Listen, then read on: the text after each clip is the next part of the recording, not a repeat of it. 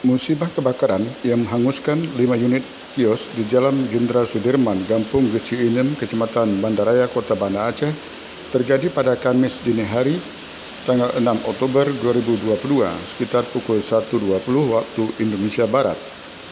Kepala Pelaksana BPBD Banda Aceh, Rizal Abdullah SOS MSI mengatakan 5 unit kios yang terbakar itu masing-masing milik Si Fadil 50 tahun, Tukimin 45 tahun, Ferry 45 tahun, Ira 30 tahun, dan N. Yusuf 58 tahun.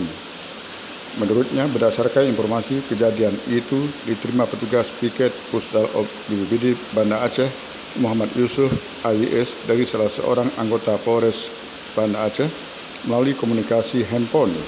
Petugas piket Pusdal Op BPBD menyampaikan informasi itu kepada pimpinan BPBD Kota Banda Aceh. Selanjutnya, Kalaksa BPBD Banda Aceh, Rizal Abdillah, memerintahkan petugas piket ke lokasi kejadian untuk melakukan pendataan serta berkoordinasi dengan pihak-pihak terkait dan melaporkan kepada pimpinan. Berdasarkan keterangan saksi kejadian itu, pada pukul 1.20 waktu Indonesia Barat, api berasal dari salah satu kios Indosmir sehingga merambat ke kios lainnya. Damkar Kota Banda Aceh tiba di lokasi kejadian sekitar pukul 1.25 waktu Indonesia Barat. DPKP Kota Banda Aceh menerjunkan 7 unit armada ke lokasi kejadian. Tidak ada korban jiwa dalam peristiwa itu. Api dapat dipadamkan sekitar pukul 3.30 waktu Indonesia Barat.